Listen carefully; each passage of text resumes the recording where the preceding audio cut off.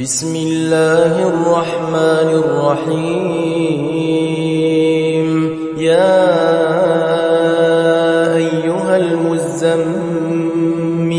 قم الليل إلا قليلا نصفه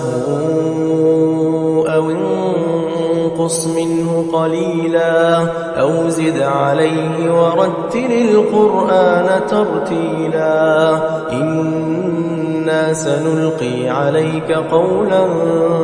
ثقيلا إن ناشئة الليل هي أشد وطئا وأقوم قيلا إن لك في النهار سبحا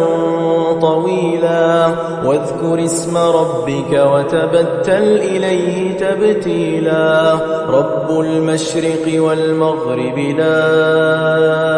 إله إلا هو فاتخذه وكيلا واصبر على ما يقولون واهجرهم هجرا جميلا وذرني والمكذبين أولي النعمة ومهلهم قليلا إن لدينا أنكالا وجحيما وطعاما ذا غصة وعذابا أليما يوم ترجف الأرض والجبال وكانت الجبال كثيبا مهيلا إنا أرسلنا إليكم رسولا شاهدا عليكم كما أرسلنا إلى فرعون رسولا فعصى فرعون الرسول فأخذناه أخذا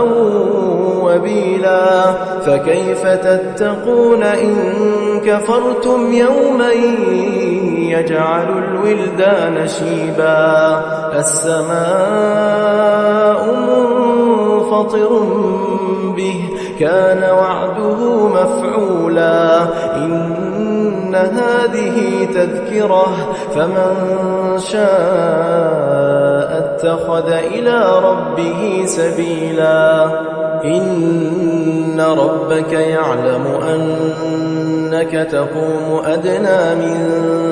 ثلثي الليل ونصفه وثلثه وطائفة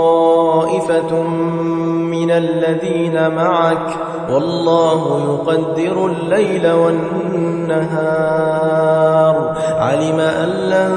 تحصوه فتاب عليكم فاقرؤوا ما تيسر من القرآن علم أن سيكون منكم مرضى وآخرون يضربون في الأرض يبتغون من فضل الله وآخرون يقاتلون في سبيل الله فاقرؤوا ما تيسر منه وأقيموا الصلاة وآتوا الزكاة وأقرضوا الله قرضا حسنا وما تقدموا لأنفسكم من خير تجدوه عند الله هو خيرا وأعظم أجرا واستغفروا الله إن الله غفور رحيم